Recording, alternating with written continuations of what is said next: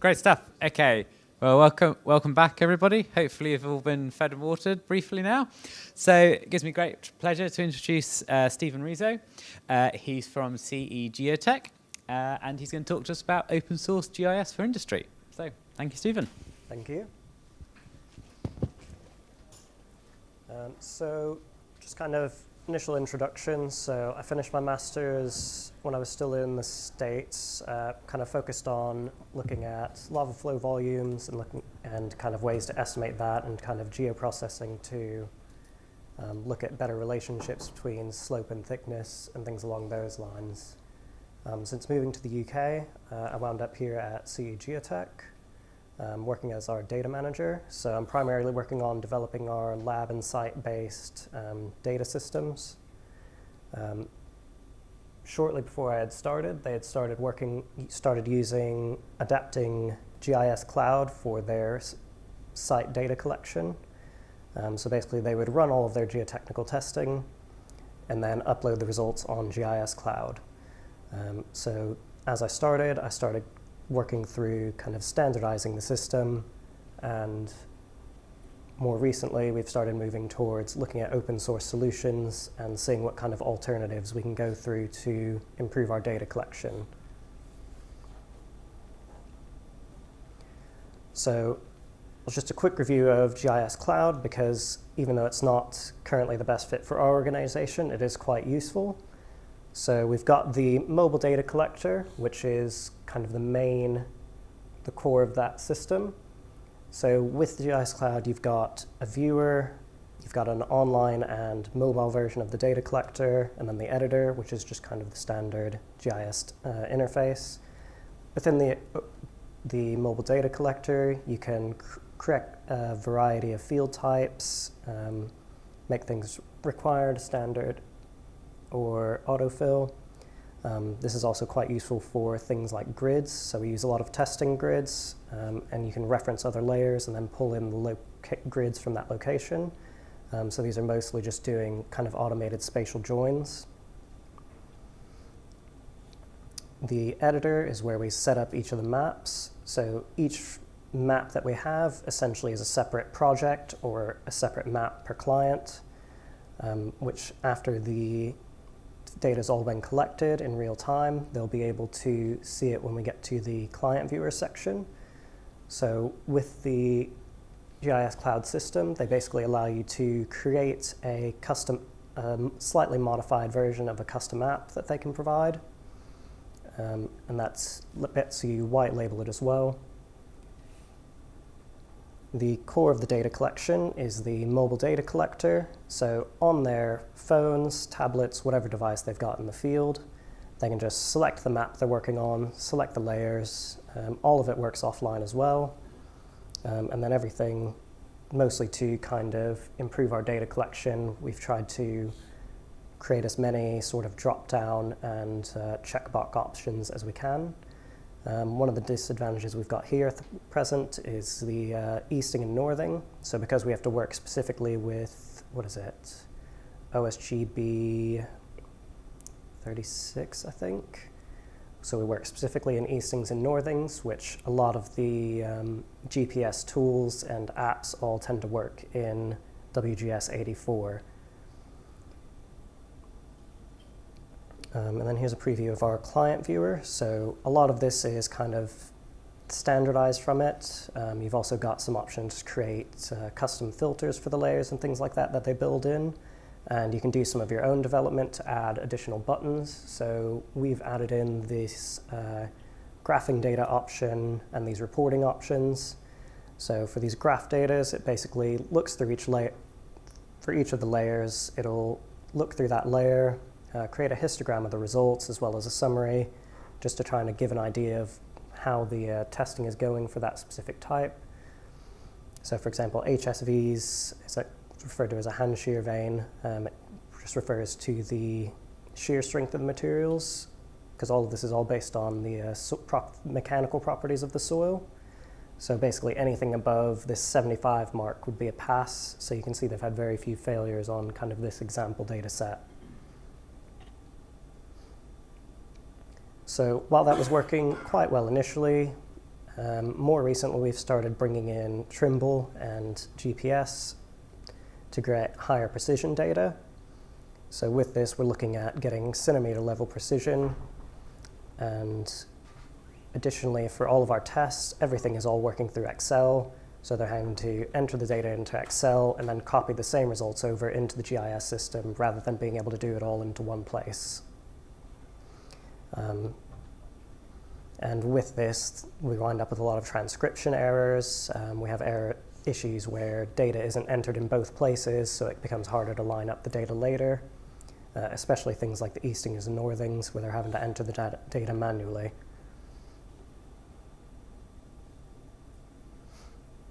With the Trimble, as I was mentioning previously, so we've got 1 centimeter accuracy through their Catalyst. This has further increased the number of apps they're having to use, so instead of just going from Excel to the mobile data collector, they're now having to go to the Trimble to get the actual data information. But then even with that, it doesn't give the easting and northing itself in the mobile manager, so then we had to go and get a separate Trimble app that gives the easting and northing. So we've now got, Trimble, Terraflex, Excel, and GIS Cloud all to be able to enter each result. Fortunately, a lot of the projects don't require it, but it makes it a lot more work for some of the larger ones. And a lot of the apps either don't reach the kind of centimeter level accuracy, or they don't really do easting and northing. So whenever we started looking at what we would need for a new system, we had tried to kind of discuss with GIS Cloud if they had any possibility or kind of long-term plans for adding calculations, which they don't have at the moment. Because the main thing we need is to be able to do calculations inside of our data collection forms. In addition to that, we need a way to pull in the easting, northing, and elevation automatically without having to swap into a separate app.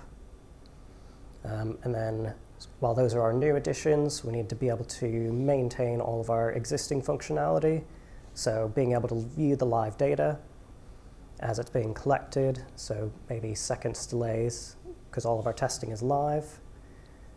Being able to collect data offline for situations because not every site is going to be well connected. While a lot of them are in city centers or near roadworks, a lot of them are just out in fields, or for some of the power grid projects, they're just kind of going out throughout the country. And then the last consideration is kind of balancing the costs with our existing system, because it wouldn't be, if there's not a significant benefit or not a significant increase in the improvements, it wouldn't really be worth paying a whole lot more. So the main 3 options that we came to that we didn't quite go with at the time. So there were options for kind of custom development for calculations in GIS Cloud, but they were a bit more limited for some of the testing we would need. QField and QGIS are both using QField is a very powerful option, but our main disadvantage for QField was kind of the interface. So while it's a very good interface for people who are a lot more used to GIS systems, there's a lot of options available on it, and it can kind of confuse a lot more of the site techs who are less familiar with these kinds of systems. QGIS, that's already part of our workflow anyways, because we need to kind of convert a lot of things like CAD files and DXFs and try to convert them into a format we can use. Creating our grids generally goes through QGIS with the research tools. And then our last consideration was ArcGIS with their Field Maps app. For the most part, it would have kind of covered most of the functional uses that we would need. So it does the live data collection, forms with calculations and all of that. The main issue we had with that is a bit of an increase in cost, and then we would lose the ability to sort of resell the data onto the clients and resell basically the access to their own maps and seeing their data. So while there's quite a few parts to it now, our new solution is kind of going with a hybrid approach. So while it's in the future it may change, but for the time being, as an interim, we're continuing with the GIS Cloud client viewer, just because we know it's a functional portal and our clients are already using it at the moment. We're still remaining with the Trimble, but rather than having to pay for the separate Teraflex, with just the mobile manager, it can overwrite the tablet's location. So that's just part of why we've shifted to Android tablets. It does mock locations from the mobile manager, which those coordinates can then be pulled in directly in through Mergent Maps. Mergent Maps, I would say, is mostly a cleaned up, kind of more commercial version of QField. So it's got a nicer interface, the buttons are quite clean, and the costing is a bit lower per user than the GIS Cloud ones we've been using, while still maintaining the calculations and other functions that we need from QGIS. So in Mergent Maps, all of the actual data collection forms are being pulled straight from QGIS attribute forms. So all of it's built in QGIS, it gets synchronized with Mergent Maps, and then that's what they work with through the field. And then to keep our data in a centralized place and to be able to query that in the future and do more kind of analysis over long-term projects, we're using PostGIS as kind of the data source to tie everything together so that all of our different apps are essentially communicating with PostGIS to store the data in a central location and prevent us from having to keep entering data into separate fields and systems. So for the database, we've also gained the ability to use relational database structures. So one of our sore points with the other attribute forms was the trial pits. So with these, you're basically going through the soil, and each layer you're doing a separate description, and that description has a lot of components to it. So rather than being able to separate the trial pit location and the layers, everything was kind of combined into a single form, which got to around 200 fields, I believe, at the time. Whereas now we can split it into two much smaller forms and have the location and layers just be related with through the database. In addition, previously we had to basically create new layers and data collection layers. We had to basically clone database layers inside of GIS Cloud, rename them, reset them up from scratch, besides just having the field template. And each of those were all segregated onto separate maps. With the use of PostGIS and the ability to kind of access all of our data, we can now use a single table for all of the testing data, and then use views within the PostGIS database to then filter that and separate out for each of the clients and maps. This also gives us the ability to, so for a lot of our testing, we use kind of the same fields in multiple forms. So for example, we have things like weathers, lists of engineers, and things like that. So we can now just update a single table instead of, if we get a new engineer, rather than having to update all of the forms in GIS Cloud, we would just have to update a single reference table. As far as QGIS configuration, all of it's just done in the layer properties. So you've basically just got this drag and drop designer.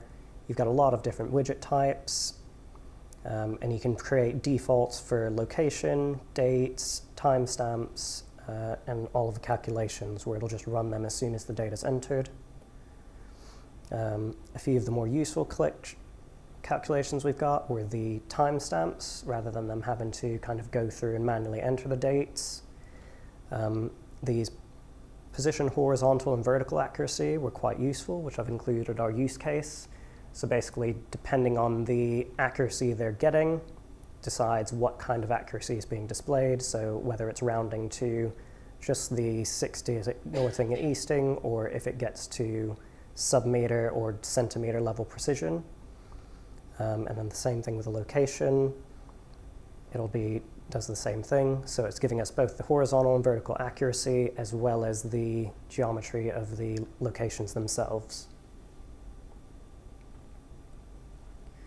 And then we have the layer relations. So all of these are just managed in the project properties of QGIS. You can configure multiple layers with a single parent, which is what we're doing with our reference layers. And all of these can be added as options in the form creator.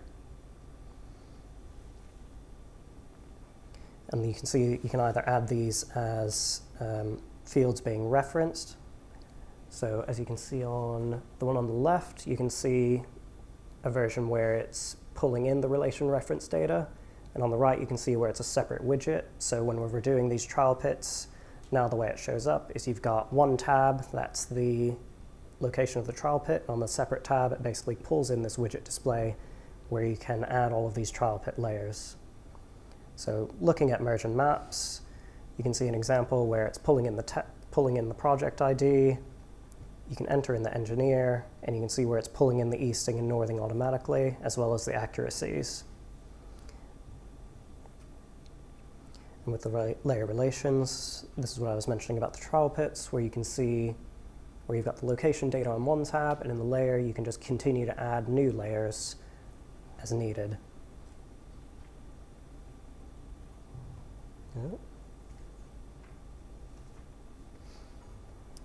So overall, we've got,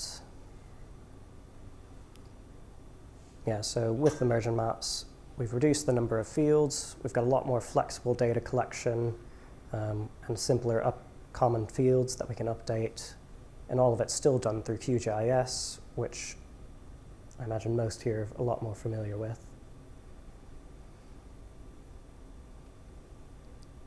Yeah, that's all. Thank you.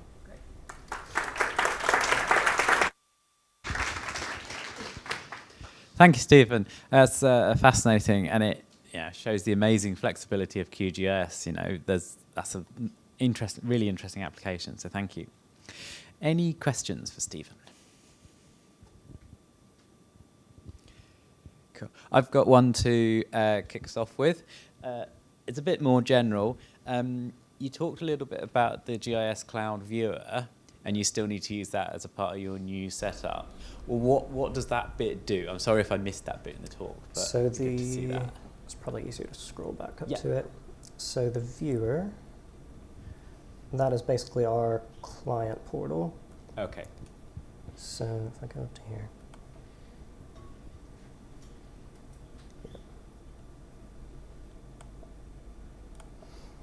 So that's the client portal. It basically, through the viewer, we can kind of, while the editor lets us control kind of who has access to them, in the viewer is where the clients would actually view the data.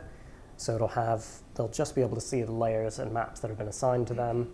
They're able to graph the data and see the data grid at the bottom with all of the results and locations.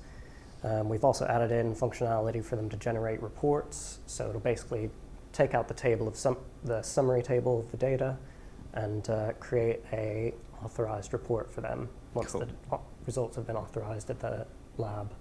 Cool. No, that's great. Thank you very much. Any questions? Yes. Yep. So you said this was done by using Postgres views.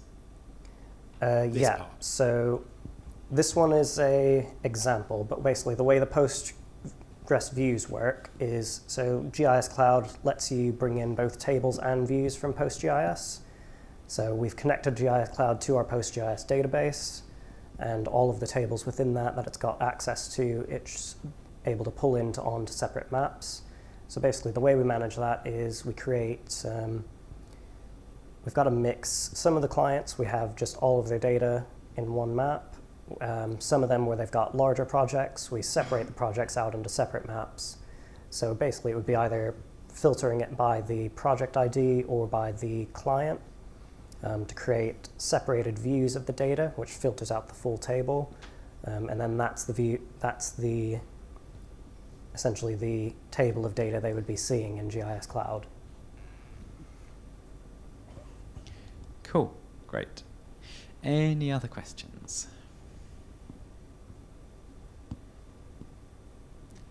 Cool. Great. Thank you very much, Stephen. And thank you very much, everyone.